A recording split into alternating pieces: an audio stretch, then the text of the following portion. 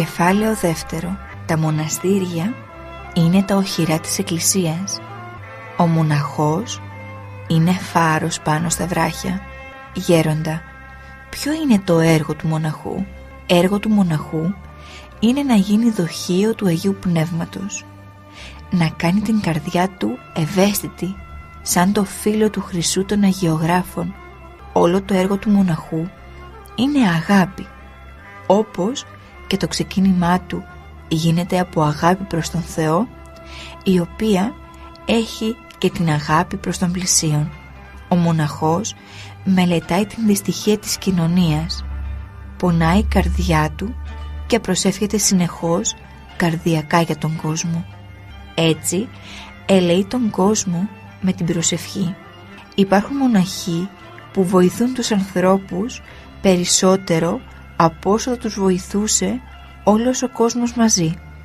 Ένας κοσμικός, λόγου χάρη, προσφέρει 2 πορτοκάλια ή 1 κιλό ρύζι σε κάποιον φτωχό, κάποιες φορές μόνο για να τον δουν οι άλλοι, και κατακρίνει μάλιστα γιατί οι άλλοι δεν έδωσαν. Ο μοναχός όμως βοηθάει με τόνους σιωπηλά με την προσευχή του. Ο μοναχός δεν βάζει δικά του σχέδια και προγράμματα κοσμικά για ιεραποστολές, αλλά προχωρεί χωρίς κανένα δικό του σχέδιο, και ο καλός Θεός τον περνάει στο σχέδιο το δικό του, το θεϊκό, και αν χρειαστεί για ιεραποστολή τον στέλνει ο Θεός με θείο τρόπο. Δεν ζητάει ο Θεός από τους μοναχούς να βγουν στον κόσμο για να κρατούν τους ανθρώπους να περπατούν, αλλά ζητάει να τους δώσουν το φως με το βίωμά τους για να οδηγηθούν στην αιώνια ζωή. Ο μοναχός δηλαδή δεν έχει ως αποστολή να βοηθήσει τον κόσμο με το να βρίσκεται μέσα στον κόσμο. Φεύγει μακριά από τον κόσμο, όχι γιατί μισεί τον κόσμο, αλλά γιατί αγαπάει τον κόσμο, και ζώντας μακριά από τον κόσμο θα τον βοηθήσει με την προσευχή του σε ό,τι δεν γίνεται ανθρωπίνος, παρά μόνο με θεϊκή επέμβαση. Γι' αυτό ο μοναχός πρέπει να βρίσκεται σε διαρκή επικοινωνία με τον Θεό, να παίρνει σήματα και να δείχνει στους ανθρώπους τον δρόμο προς το Θεό. Δεν μπορούσα να καταλάβω πώς δικαιολογούν μερικά πράγματα οι Ρωμαιοκαθολικοί. Μου λύθηκε η απορία πριν από λίγο καιρό, όταν πέρασαν από το καλύβι 2 Ρωμαιοκαθολικοί αρχιτέκτονες από τη Ρώμη. Είχαν άγνοια, αλλά καλή διάθεση. «Τι κάνουν οι μοναχοί», μου λένε, «και κάθονται εδώ? Γιατί δεν πηγαίνουν στον κόσμο να κάνουν κοινωνικό έργο?» «Οι φάροι», τους λέω, «δεν πρέπει να είναι πάντοτε πάνω στα βράχια? Τι πρέπει, να πάνε στις πόλεις να προστεθούν στα φανάρια? Άλλη αποστολή έχουν οι φάροι, άλλη τα φανάρια». Ο μοναχός δεν είναι φαναράκι για να τοποθετηθεί στην πόλη σε μια άκρη του δρόμου και να φωτίζει τους διαβάτες να μην σκοντάφτουν. Είναι φάρος απομακρυσμένος, στημένος ψηλά στα βράχια, που με τις αναλαμπές του φωτίζει τα πελάγη και τους ωκεανούς για να κατευθύνονται τα καράβια και να φτάνουν στον προορισμό τους, στο Θεό. Το αθόρυβο κήρυγμα του μοναχού: «Θα κάνω προσευχή, εσείς οι 3 δόκιμες, να μην μεγαλώσετε, να μείνετε έτσι, με αυτά τα μπλε μαντίλια, σε αυτό το ύψος, σε αυτή την ηλικία». Ξέρετε πώς βοηθιούνται αθόρυβα οι άνθρωποι όταν σας βλέπουν? Γιατί σήμερα στον κόσμο δεν βρίσκουν εύκολα μια σωστή κοπέλα. Οι περισσότερες είναι αγριεμένες, με τα τσιγάρα στο χέρι, κάνουν κάτι μορφασμούς και βλέπουν εδώ νέες αφιερωμένες να ψέλνουν, να χαίρονται. Σου λέει, τι γίνεται εδώ? Κάτι συμβαίνει. Να πούμε ότι είναι χαζές? Δεν είναι. Να πούμε ότι τους λείπει κάτι? Δεν τους λείπει. Φαίνεται κάτι ανώτερο υπάρχει. Πράγματι, Ξέρετε πόσο βοηθάει αυτό? Όταν πηγαίνουν κοσμικοί σε ένα μοναστήρι και βλέπουν σωστούς μοναχούς, τότε και άπιστοι να είναι, αν έχουν καλή διάθεση γίνονται πιστοί. Πολλοί άθεοι επιστήμονες που ήρθαν μόνο για μια επίσκεψη στο Άγιον Όρος άλλαξαν ζωή. Προβληματίζονται με την καλή έννοια και βοηθιούνται. Βλέπουν νέους ανθρώπους χαρούμενους που είχαν όλες τις προϋποθέσεις να αναδειχθούν στον κόσμο, να αφήνουν πλούτη, θέσεις κτλ. Και να ζουν ασκητικά με προσευχή και αγρυπνία και λένε: τι γίνεται? Αν όντως υπάρχει Θεός, αν υπάρχει άλλη ζωή, αν υπάρχει κόλαση, εγώ τι κάνω? Έτσι φρενάρουν την αμαρτωλή ζωή τους ή και την διορθώνουν. Ξέρω μια περίπτωση. Μια κοπέλα 20 χρονών έκανε απόπειρα αυτοκτονίας. Έκοψε τις φλέβες της, αλλά την πρόλαβαν. Βρέθηκε μετά ένας μοναχός, την πήρε και την πήγε σε ένα γυναικείο μοναστήρι. Ήταν η καημένη αγριεμένη. Όταν όμως είδε εκεί τις μοναχές, συνήλθε. Βλέπω άλλον κόσμο εδώ, είπε. Μπορώ να μείνω? Αυτό είναι το αθόρυβο κήρυγμα του μοναχού. Πολλοί κηρύττουν, λίγοι εμπνέουν εμπιστοσύνη, γιατί η ζωή τους δεν ανταποκρίνεται στα λόγια τους. Ο μοναχός δεν κάνει κηρύγματα δυνατά να τον ακούσουν οι άλλοι, αλλά κηρύττει σιωπηλά με τη ζωή του τον Χριστό και βοηθάει με την προσευχή του. Ζει το Ευαγγέλιο και η χάρις του Θεού τον προδίδει. Έτσι κηρύττεται το Ευαγγέλιο κατά τον θετικότερο τρόπο, πράγμα που διψάει ο κόσμος, ιδίως ο σημερινός. Και όταν μιλάει ο μοναχός δεν λέει απλώς μια σκέψη, αλλά λέει μια εμπειρία. Και μια σκέψη όμως να πει και αυτή είναι φωτισμένη. Γέροντα, μερικοί λένε ότι οι νέοι ή οι νέες πηγαίνουν στο μοναστήρι άλλοτε από απογοήτευση και άλλοτε επειδή έχουν κάποια αναπηρία ή επειδή είναι ελαφρύ στο μυαλό. Οι άνθρωποι αυτοί είχαν φαίνεται 1 ή 2 τέτοια περιστατικά κατά νου και αδικούν στη συνέχεια ή από κακότητα ή από ζήλια το 90% των μοναχών.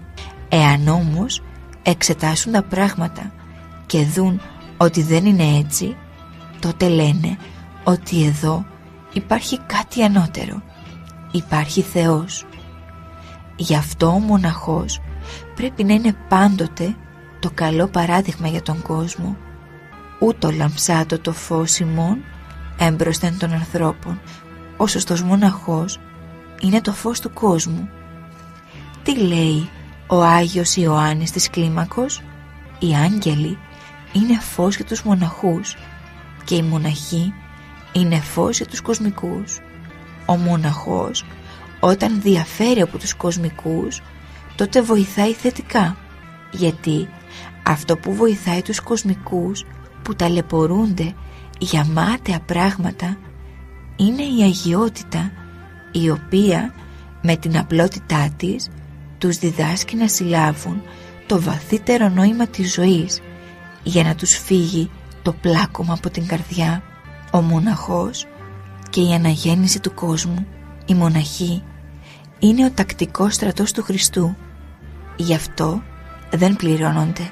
Να, βλέπεις πως πολλοί δεν μπορούν να ξεχάσουν το Άγιον Όρος. Όπου αλλού να πάνε θα τους ζητήσουν χρήματα κτλ. Ενώ στο Άγιον Όρος θα βγάλουν μόνον το διαμονητήριο και από εκεί και πέρα μπορούν να πάνε όπου θέλουν χωρίς να πληρώσουν. Θα φάνε δωρεάν, θα κοιμηθούν δωρεάν. Βρίσκουν κάτι άλλο και γι' αυτό βοηθιούνται. Όταν ήμουν στο καλύβι του Τιμίου Σταυρού, ήρθε κάποιος που είχε προβλήματα. Συζητήσαμε 1,5 ώρα. Μετά έβγαλε να μου δώσει ένα 500. Τι είναι αυτό? του λέω. Για μια απλή επίσκεψη στον γιατρό πληρώνουμε τόσο. Μου λέει. Με συγχωρείς, μήπως είναι λίγα?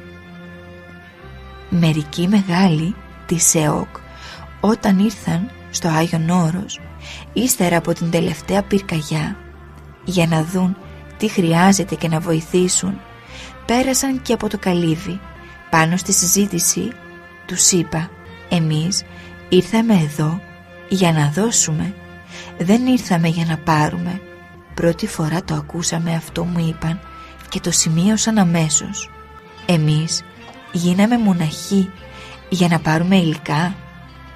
Γίναμε μοναχοί για να δίνουμε πνευματικά χωρίς να παίρνουμε υλικά, να είμαστε απαλλαγμένοι από τα βιωτικά για να μεριμνούμε για τα πνευματικά. Βγήκαμε στο κλαρί για την αγάπη του Χριστού, για να ελευθερωθούμε εμείς από τα πάθη και να ελευθερώσουμε και άλλους. Ο σκοπός μας είναι με την προσευχή και το παράδειγμά μας να βοηθηθούν οι άνθρωποι για να αναγεννηθούν πνευματικά. Όταν φεύγει από τον κόσμο κανείς και μπαίνει στο μοναστήρι, γίνεται πατήρ ή μήτηρ, δηλαδή πνευματικός πατέρας ή πνευματική μητέρα. Μια κοπέλα όταν γίνεται μοναχή νυμφεύεται, γίνεται νύμφη Χριστού, μητέρα πνευματική, και βοηθάει για την πνευματική αναγέννηση των ανθρώπων. Με την προσευχή βοηθάει να γίνουν λόγου χάρη σωστές οικογένειες. Αλλά εκτός από την προσευχή υπάρχουν και περιπτώσεις που πρέπει να προσφέρει στον άνθρωπο και ανθρώπινη βοήθεια.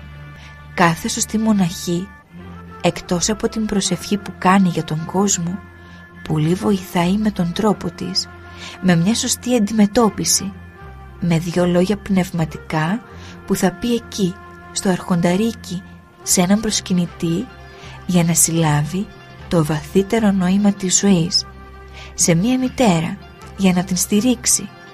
Το να ζητάει όμως η μοναχή επικοινωνίες και τα λοιπά είναι χαμένα πράγματα, γιατί οι προβολές οι κοσμικές έρχονται σε σύγκρουση με τους πνευματικούς νόμους και ταλαιπωρούμαστε. Όσο μπορείτε να κινείστε στην αφάνεια. Κάνω μία σύγκριση και πονώ. Μερικοί μοναχοί επιδιώκουν πανηγύρια, επισκέψεις, φιλίες πνευματικές. Εγώ αναγκάζομαι να πάω κάπου για πνευματική εργασία και το νιώθω σαν μαρτύριο. Το βλέπω σπατάλη χρόνου. Γέροντα, όταν μία μοναχή μεγάλη στην ηλικία είναι ανώριμη πνευματικά, τι φταίει? Δεν παρακολουθεί τον εαυτό της και δεν κάνει την πνευματική εργασία που πρέπει. Το κακό από εκεί ξεκινάει. Ας πούμε ότι μια δεν την καλούσε για μοναχή ο Χριστός και έμενε στον κόσμο και γινόταν μητέρα. Τότε δεν θα είχε απαιτήσεις αυτή από τους άλλους, αλλά οι άλλοι θα είχαν απαιτήσεις από αυτή. Θα έδινε πολλά και θα έπαιρνε πολλά με τη θυσία που θα έκανε. Στο μοναστήρι πρέπει να γίνει πνευματική μητέρα. Η αποστολή της είναι ανώτερη και από της μητέρας. Αλλά τώρα τι γίνεται? Έρχεται στο μοναστήρι μικρή και αν δεν κάνει την πνευματική εργασία που πρέπει, έχει τον λογισμό ότι είναι συνέχεια παιδί. Πρέπει όμως να καταλάβει ότι δεν είναι παιδί για να έχει τον λογισμό. Έχουμε τη μάνα μας, έχουμε το σπίτι μας, έχουμε το αμέριμνο και δεν με νοιάζει. Πρέπει να δίνει, να βοηθάει για την αναγέννηση την πνευματική τις μικρότερες αδερφές με τη συμπεριφορά της ή τους λαϊκούς που έρχονται στο μοναστήρι εκεί που διακονεί στο αρχονταρίκι, στην εκκλησία κτλ. Να θυσιάζεται σε όλα και έτσι χωρίς να ζητάει θα παίρνει. Αν η μοναχή δεν τοποθετηθεί έτσι, πάνε όλα χαμένα. Μένει σε μια υπανάπτυκτη κατάσταση και θέλει συνέχεια να παίρνει και από μικρές και από μεγάλες, χωρίς εκείνη να δίνει. Καλλιεργεί ένα βλαμμένο πνεύμα και δεν οριμάζει, γιατί δεν προσφέρει τον εαυτό της στους άλλους. Βλέπω σε μερικούς μοναχούς ακριβώς την κατάσταση ενός Βεδουίνου που είχα γνωρίσει στο Σινά.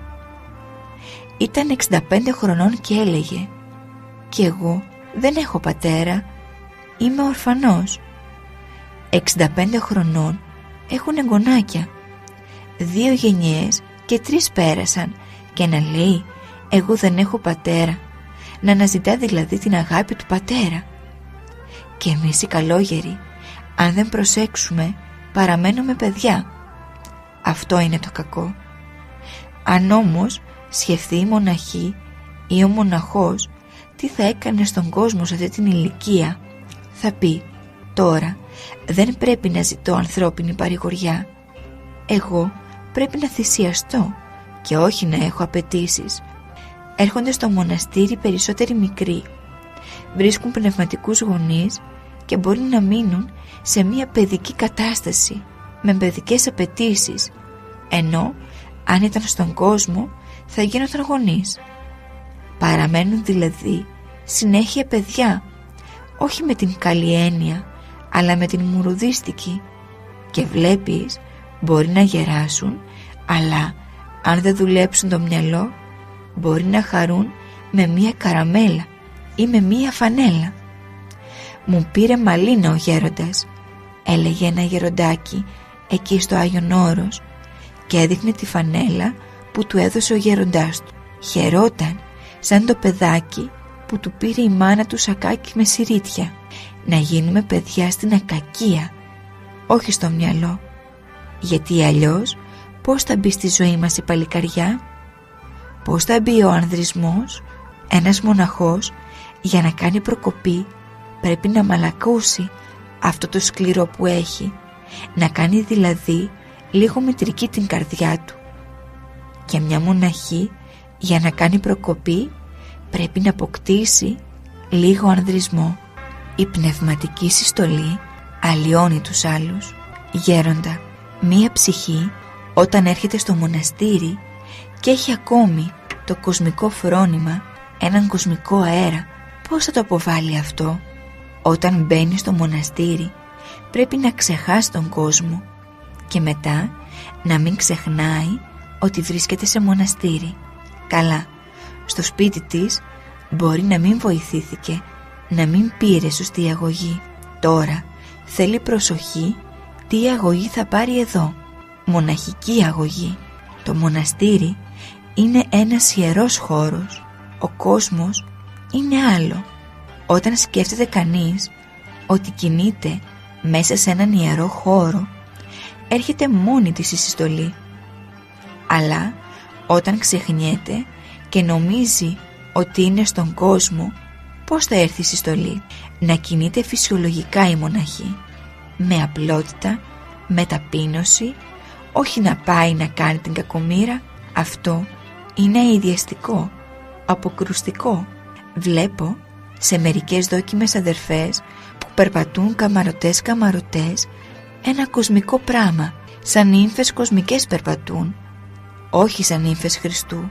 Ενώ σε άλλες που περπατούν με μια συστολή βλέπω κάτι το ιερό, πόσο διαφέρει το ένα από το άλλο. Αμέσως καταλαβαίνει κανείς τι είναι ο μοναχισμός. Εάν παρατηρήσετε τα στάχια θα δείτε ότι όποιος στέκεται ψηλά, όρθιο, δεν έχει τίποτε μέσα, ενώ το ψωμωμένο στάχι γέρνει προς τα κάτω. Ένας μοναχός με ευλάβεια αλλοιώνει τους άλλους που τον βλέπουν. Να, σήμερα ήρθε ένας ιερομόναχος που τον γνωρίζω από παλιά, παρόλο που είναι άσχημος, δηλαδή δεν έχει ομορφιά εξωτερική, πάντα όταν κοινωνούσε τον έβλεπα να λάμπει, αλλά και όταν δεν κοινωνούσε έβλεπα μια λάμψη, μια πνευματική λάμψη στο πρόσωπό του, όπως η άσφαλτος, ενώ είναι πίσα. Όταν την βλέπει κανείς από μακριά το καλοκαίρι, έχει πολλές φορές μια γυαλάδα. Έτσι και εδώ βλέπεις μια λάμψη σε έναν που είναι άσχημος. Δεν είναι φυσικά τόσο κατάλληλο το παράδειγμα, αλλά τι να φέρει κανείς σαν παράδειγμα? Δηλαδή, εκείνη η πνευματική κατάσταση που έχει του δίνει και εξωτερικά μια λάμψη. Αυτή είναι η ομορφιά η πνευματική, η χάρις, η θεία χάρις, και άλλοι ιερωμένοι που έχουν ομορφιά εξωτερική, αλλά έχουν κοσμικό πνεύμα και κινούνται με έναν κοσμικό αέρα. Πόσο αποκρουστικό είναι! Βλέπεις έναν άνθρωπο τελείως κοσμικό, δηλαδή εκτός από την ιεροσύνη να μην βλέπεις τίποτε άλλο πνευματικό. Ο άνθρωπος καθρεφτίζεται στο πρόσωπο.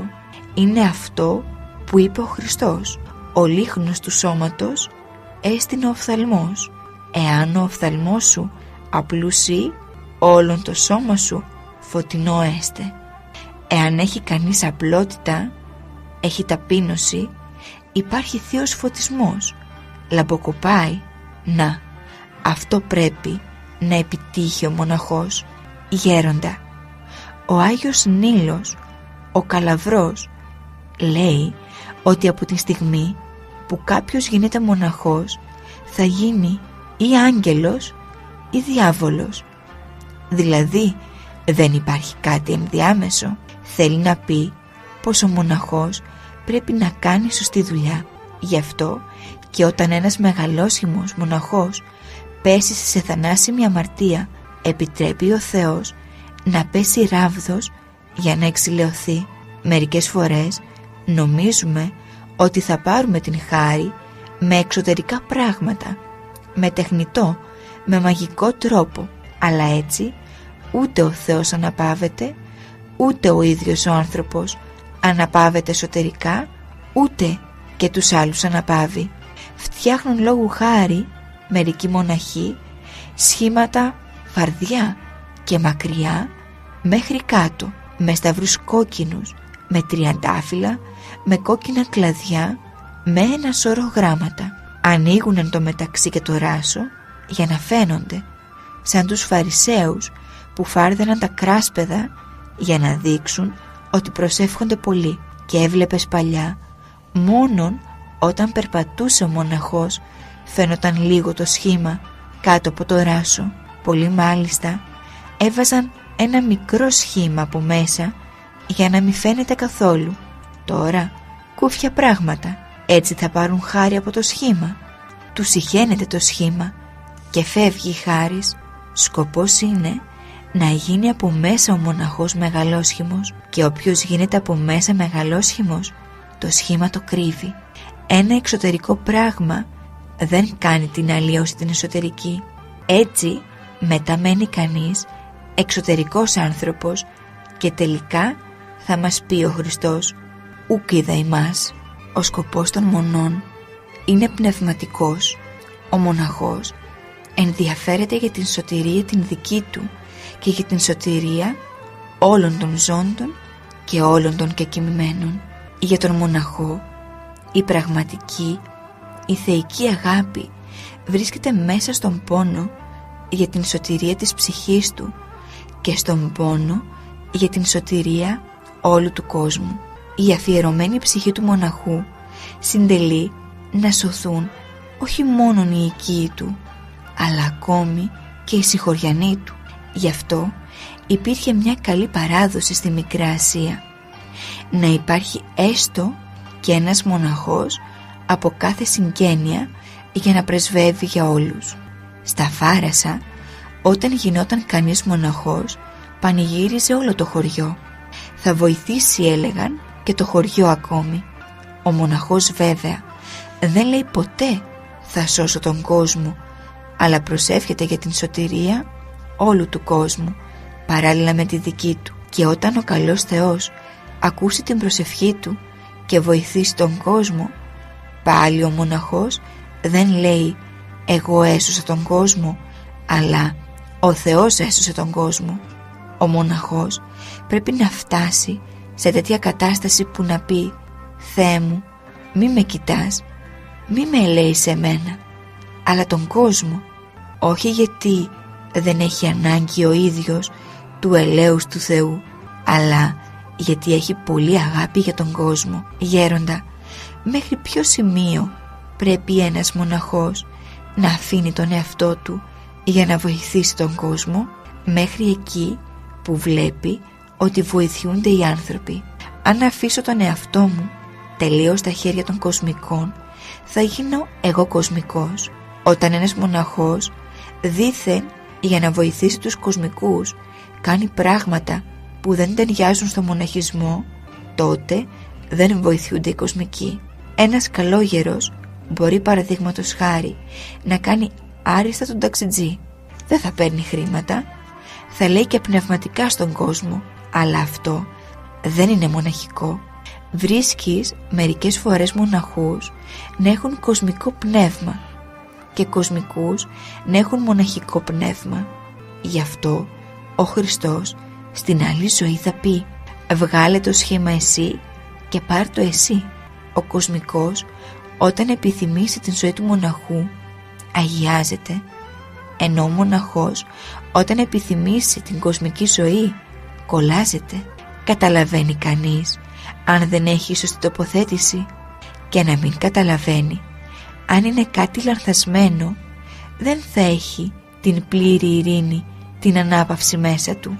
Σε ό,τι δεν ταιριάζει στο μοναχισμό δεν θα βρει ανάπαυση και η ψυχή του. Και από την στιγμή που θα νιώθει ανάπαυση η ψυχή του, πρέπει να ψάξει να βρει τι φταίει. Πήγε ένας γνωστός μου σε ένα μοναστήρι και μετά μου είπε: εκεί βιοτεχνία είναι. Η δε ηγουμένη καλή είναι για να πάει στο μοναστηράκι στην Αθήνα και να πουλάει κουμπιά. Για αυτήν την δουλειά είναι ό,τι πρέπει. Δηλαδή το μοναστήρι είναι βιοτεχνία, μετά γίνεται μονάδα, μετά σούπερ μάρκετ και μετά μάκρο. Οι καημένοι κοσμικοί θέλουν από εμάς τους μοναχούς κάτι το ανώτερο, και για να πετύχουμε το ανώτερο πρέπει να αποφύγουμε κάθε ανθρώπινη παρηγοριά. Ο σκοπός των μονών είναι πνευματικός και δεν πρέπει να υπάρχει το κοσμικό στοιχείο, αλλά το ουράνιο, για να πλημμυρίζουν οι ψυχές από παραδεισένιες γλυκύτητες. Στα κοσμικά δεν μπορούμε να συναγωνιστούμε τους κοσμικούς, διότι όσο να είναι, οι κοσμικοί έχουν περισσότερα μέσα. Ένα μοναστήρι όταν ζει πνευματικά, ξέρετε πόσο προβληματίζει τον κόσμο? Όταν υπάρχει ευλάβεια, φόβος Θεού και δεν υπάρχει ούτε κοσμική λογική ούτε εμπορικό πνεύμα, αυτό είναι που συγκινεί τους λαϊκούς. Αλλά δυστυχώς το εμπορικό πνεύμα μπαίνει σιγά σιγά στο μεδούλι του μοναχισμού. Είχε έρθει ένας καλόγερος στο καλύβι και έπλεκα κομποσκίνη. Εσύ, μου λέει, τα κομποσχήνια τα δίνεις ευλογία. Εγώ αυτό το 33 κομποσχήνι μπορώ να το πουλήσω και 500 δραχμές και δεν το φτιάχνω όπως εσύ. Εγώ μόλις τελειώσω τους κόμπους το κόβω και το ράβω λίγο για να μην χάσω το νήμα. Χρησιμοποιώ και την κλωστή που κόβω από τον σταυρό, την ενώνω, δεν βάζω και χάντρες και κερδίζω πιο πολλά. Βρε, δεν τρέπεσαι, του λέω.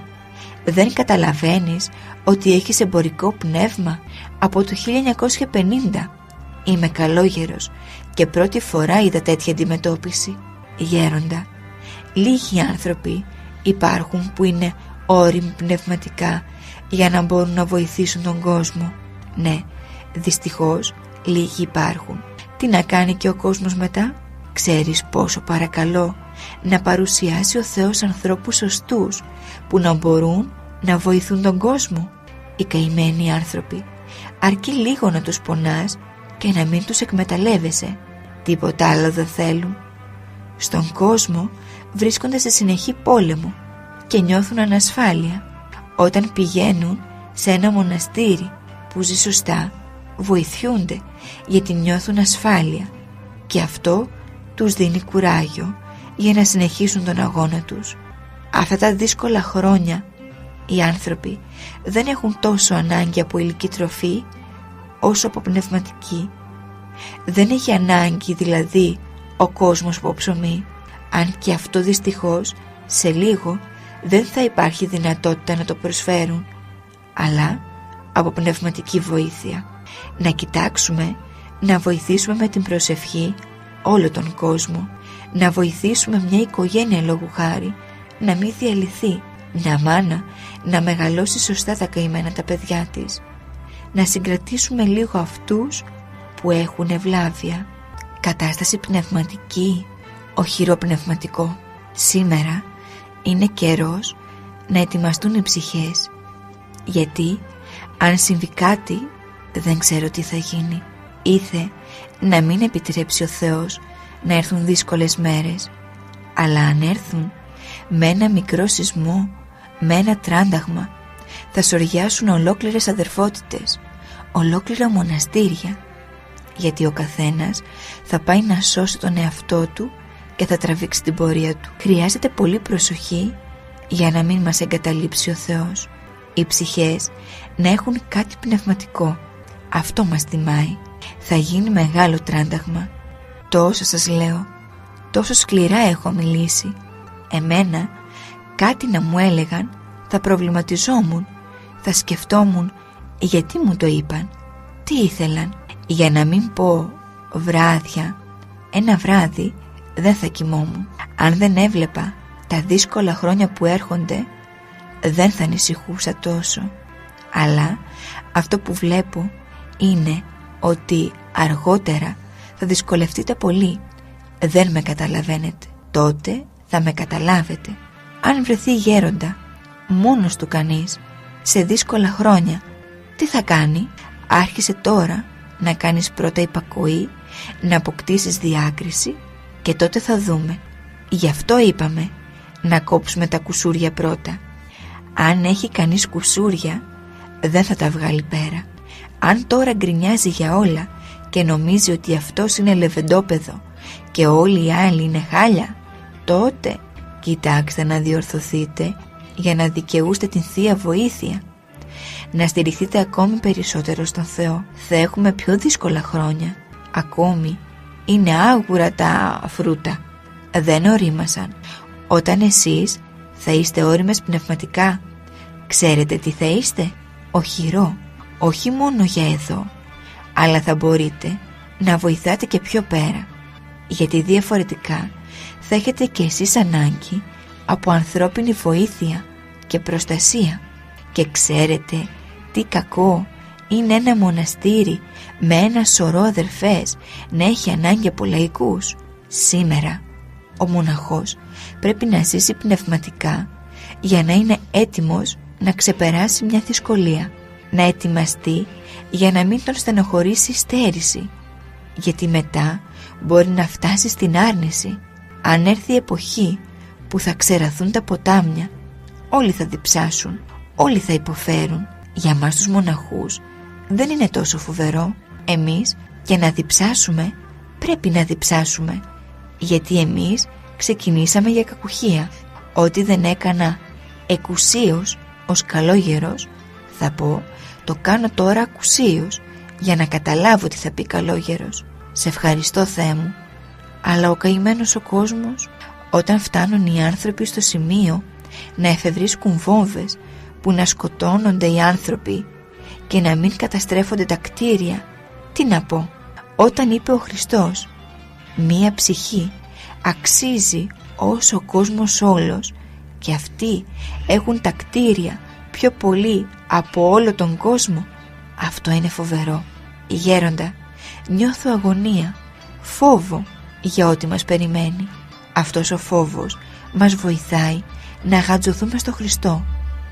Όχι ότι πρέπει να χαίρεται κανείς για αυτήν την κατάσταση που περιμένουμε, αλλά να χαίρεται γιατί θα αγωνιστεί για τον Χριστό. Δηλαδή δεν θα περάσουμε μια κατοχή ενός Χίτλερ ή ενός Μουσολίνι, αλλά θα δώσουμε εξετάσεις για τον Χριστό. Δεν είναι ότι θα έχουμε εμείς πολυβόλα, ατομικές βόμβες ανώτερες και θα νικήσουμε. Τώρα ο αγώνας θα είναι πνευματικός. Θα παλέψουμε με τον ίδιο τον διάβολο.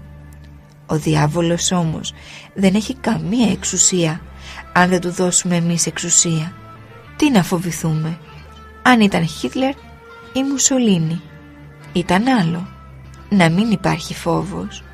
Να χαιρόμαστε που η μάχη είναι πνευματική.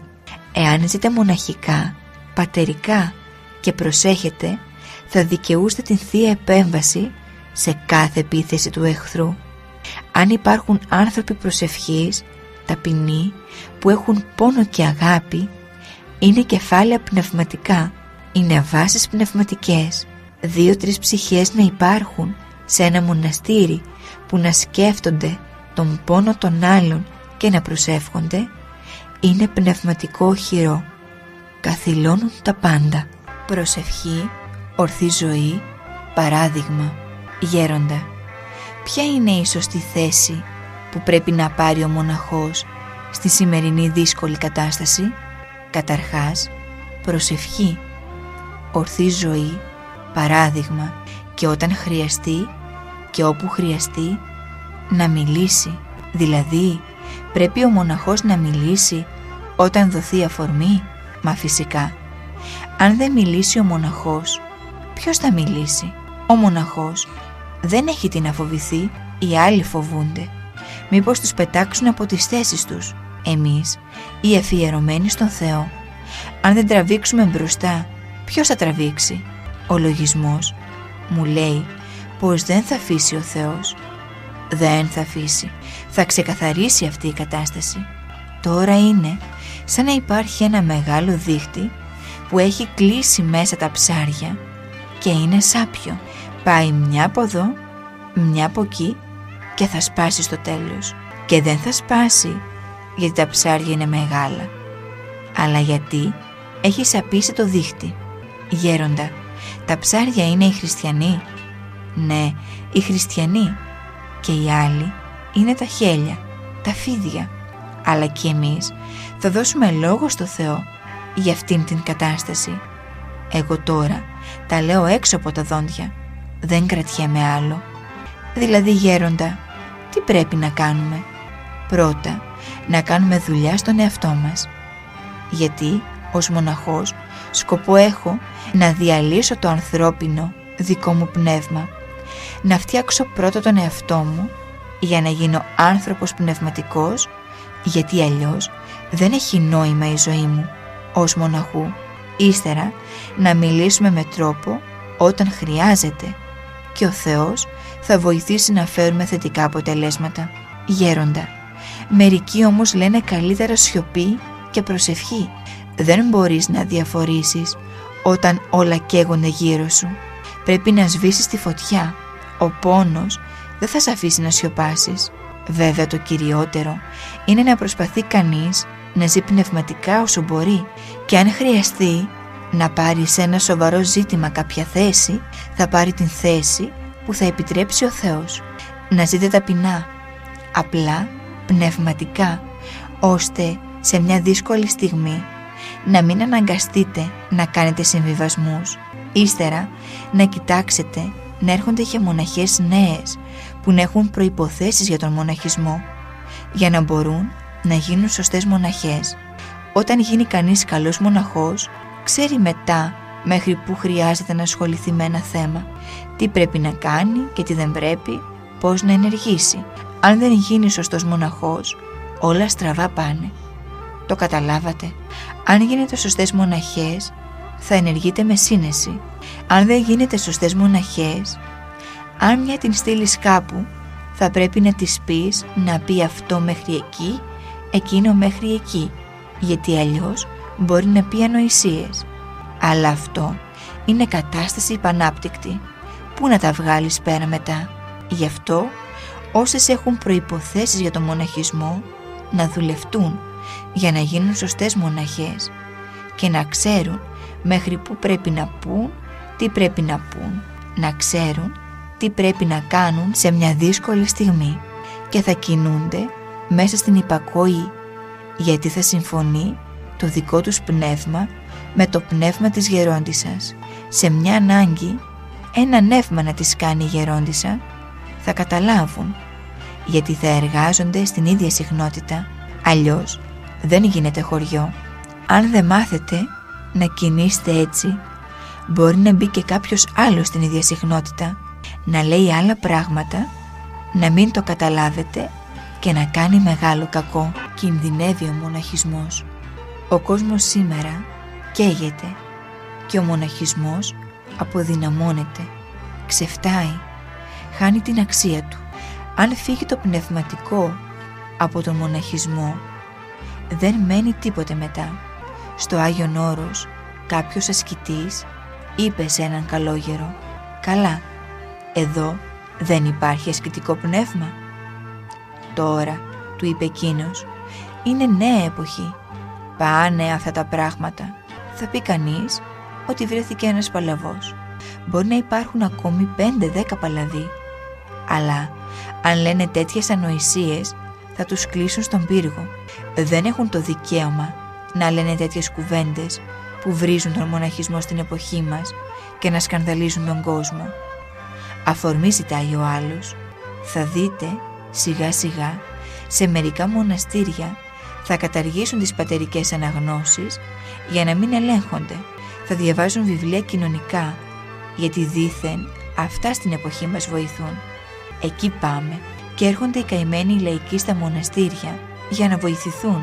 Όπως ο ευλαβής στον κόσμο περιφρονείται, έτσι και ο καλός μοναχός σε λίγο θα περιφρονείται. Γιατί αλίμονο αν δεν προσέξουμε το κοσμικό πνεύμα. Σε λίγο καιρό, αν κάποιος πηγαίνει νέος στο μοναστήρι και θέλει να ζήσει σωστά μοναχικά, θα του λένε οι άλλοι: «Τι δουλειά έχεις εσύ εδώ?»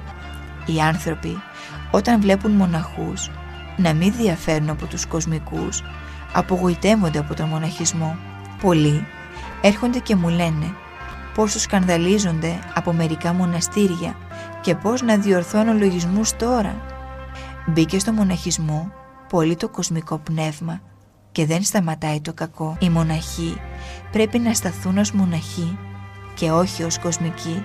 Έχουμε χάσει την απλότητα που είχαν οι παλιές γενιές. Τώρα οι νέοι μοναχοί κινούνται σε μια λογική ανθρώπινη και με μια κοσμική ευγένεια. Κοιτούν πώς να μην χάσουν την υπόλοιψή τους κτλ. Πριν από λίγα χρόνια έβλεπε στα κοινόβια μια κατάσταση λαυσαϊκού. Άλλοι πήγαιναν στα μοναστήρια από Θείο Ζήλο, άλλοι από μετάνοια και ήταν διάφορες περιπτώσεις. Αλλού πέθαινε η γυναίκα και εκείνος πήγαινε στο μοναστήρι. Άλλος χρόνια ζούσε μια κοσμική ζωή και ύστερα μετανοούσε και πήγαινε στο μοναστήρι. Έβρισκες και δαιμονισμένους στα μοναστήρια που κατέφευγαν εκεί και θεραπεύονταν με τις προσευχές των πατέρων και έμεναν ύστερα και γίνονταν μοναχοί. Ανέπειτα έκαναν καμιά ταξία, δαιμονιζόταν πάλι και έτσι υπήρχαν και δαιμονισμένοι στα μοναστήρια. Έβρισκες και πλανεμένους και διαχριστών σαλούς και μοναχούς με διορατικό χάρισμα και με ιαματικά χαρίσματα. Μεγάλη ποικιλία.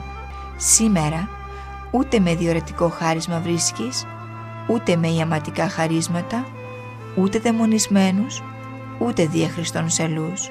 Εμείς έχουμε την άλλη σαλάδα, τη σαλάδα του κόσμου. Γίναμε εγκέφαλοι, γι' αυτό και παλαβώσαμε. Μπήκε πολύ κοσμική λογική και αυτή η πολύ λογική κατέστριψε τα πάντα και το κακό είναι που δεν το καταλαβαίνουμε.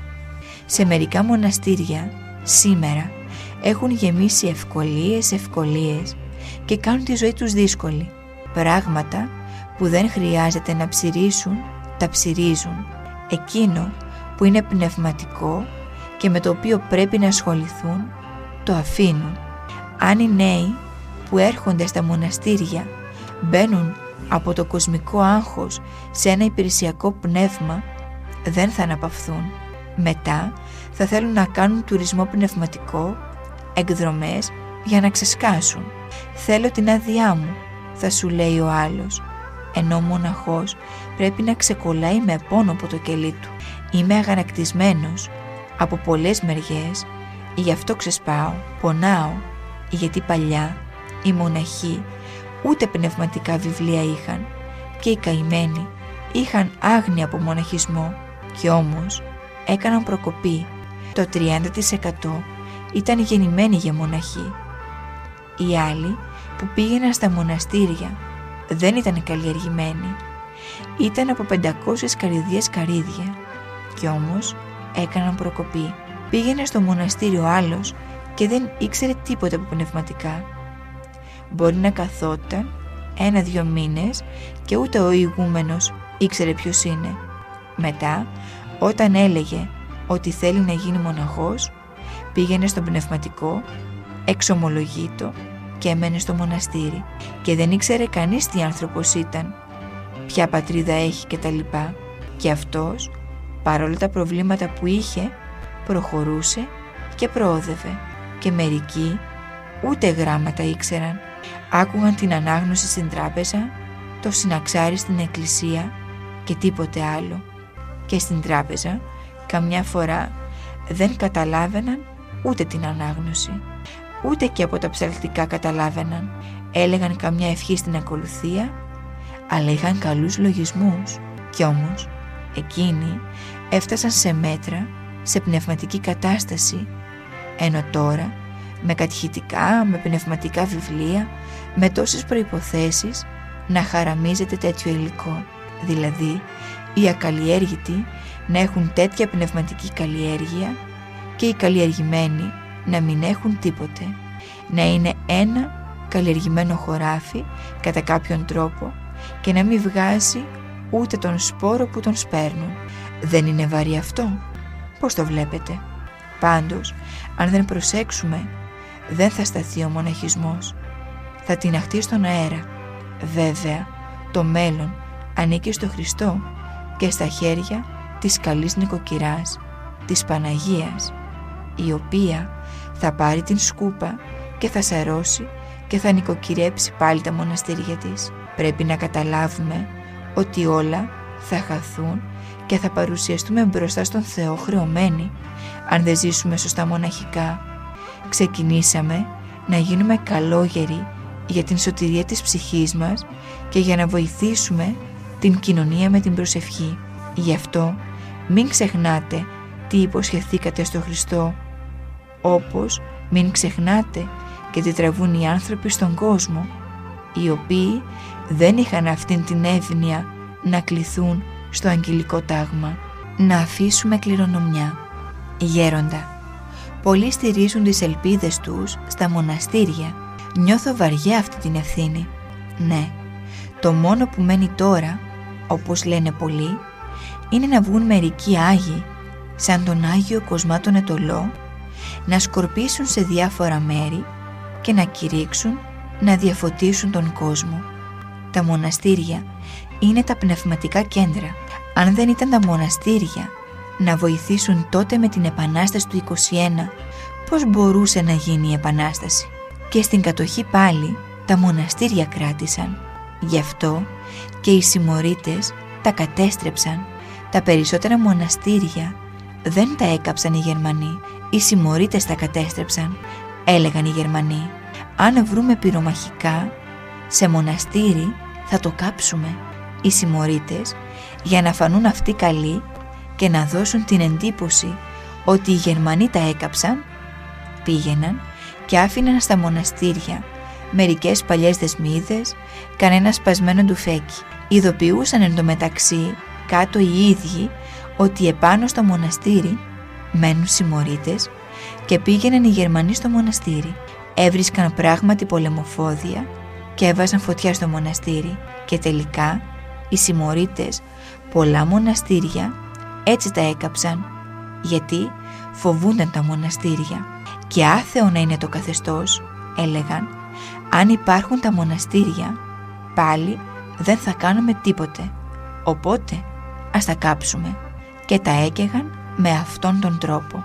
Σήμερα μαγιά από τα μοναστήρια θα πάνε να πάρουν, αλλά αν τα μοναστήρια είναι τραλαλά, τι θα πάρουν? Δεν θα βρουν προζύμι. Να κοιτάξουμε να κρατηθεί λίγη μαγιά για τα δύσκολα χρόνια. Τώρα έρχονται στα μοναστήρια για βοήθεια αυτοί που πάνε στους μάγους κτλ. Αργότερα θα έχουμε ανθρώπους κουρασμένους από την αμαρτία και να τους στέλνεις να πιούν ή να αμαρτήσουν, δεν θα πηγαίνουν. Ο Θεός σε αυτά τα δύσκολα χρόνια καλεί στον μοναχισμό ανθρώπους με ατομικές προσκλήσεις. Αυτή η γενιά ξεκινάει για τον μοναχισμό με τις καλύτερες προϋποθέσεις. Ξεκινάει με ιδανικά και ο διάβολος όλο αυτό το υλικό το αχρηστεύει. Η άλλη γενιά δεν θα είναι έτσι. Θα έρχονται στα μοναστήρια και πολλοί που δεν θα είναι κατάλληλοι για τον μοναχισμό. Θα είναι σε τέτοια κατάσταση που θα αναγκάζονται να γίνουν μοναχοί. Θα είναι κουρασμένοι και πληγωμένοι από τον κόσμο. Ανδρόγυνα θα χωρίζουν, είτε με την ευλογία είτε χωρίς την ευλογία της Εκκλησίας, και θα πηγαίνουν στα μοναστήρια. Νέοι που βαρέθηκαν την κοσμική ζωή θα πηγαίνουν στα μοναστήρια, άλλοι για να σώσουν την ψυχή τους και άλλοι για να βρουν λίγη ηρεμία. Άλλοι που θέλουν να παντρευτούν αλλά θα φοβούνται με τι άνθρωπο θα μπλέξουν, θα γίνονται μοναχοί.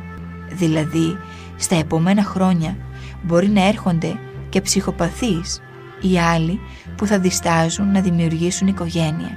Τι θα βρω, τι θα κάνω, θα σκέφτονται. Καλύτερα να πάω να γίνω μοναχός. Θα το παίρνουν δηλαδή μερικοί σαν χουζούρ τον μοναχισμό. Τι προκοπή θα κάνουν, άλλο θέμα. Δεν θα έρχονται μετανοημένοι άνθρωποι. Θα είναι οι άνθρωποι σε τέτοια κατάσταση που θα αναγκάζονται να γίνουν μοναχοί. Δεν θα είναι αγνά τα ελαττήριά τους. Αυτός είναι ο κίνδυνος. Όταν ένας ξεκινάει για τον μοναχισμό είναι διαφορετικά. Αυτοί θα έχουν ανάγκη από πολλή βοήθεια, γιατί ο διάβολος, επειδή θα έχουν γευτεί τις χαρές του κόσμου, θα τους πολεμήσει σκληρά. Ενώ εμάς δεν μας πολεμάει τόσο. Εμάς κοιτάζει να μας εμποδίσει από την πνευματική εργασία και να μας ρίξει στην ακηδεία, ώστε να μην βρουν πνευματική ζήμη οι επόμενοι. Θέλω να πω με όλα αυτά ότι εμείς πρέπει να κάνουμε τώρα προκοπή για να μπορέσουμε να βοηθήσουμε αυτούς τους ανθρώπους, να τους αφήσουμε κληρονομιά πατερική. Πατερικές χαρές έχουμε, ουράνιες δεν έχουμε. Κάνουμε μια χειροθεσία, μια αγρυπνία, ψάλουμε και το δούλι Κύριον, κουνάμε και τον πολυέλαιο και χαιρόμαστε. Αλλά αυτές δεν είναι ουράνιες χαρές, είναι χαρές σαρκικές, της καρδιάς με την καλή έννοια. Η ουράνια χαρά είναι κάτι το ανώτερο που δεν εκφράζεται. Όταν αρχίσει κανείς να γεύεται λιγάκι τα ουράνια, σκυρτάει η καρδιά, παλαβώνει. Πρέπει να ζήσουμε ουράνιες χαρές για να τις μεταδώσουμε στις επόμενες γενιές. Λόγοι Γέροντος Παϊσίου Αγιορείτου. Μία παραγωγή του ραδιοφωνικού σταθμού Άγια Μετέωρα.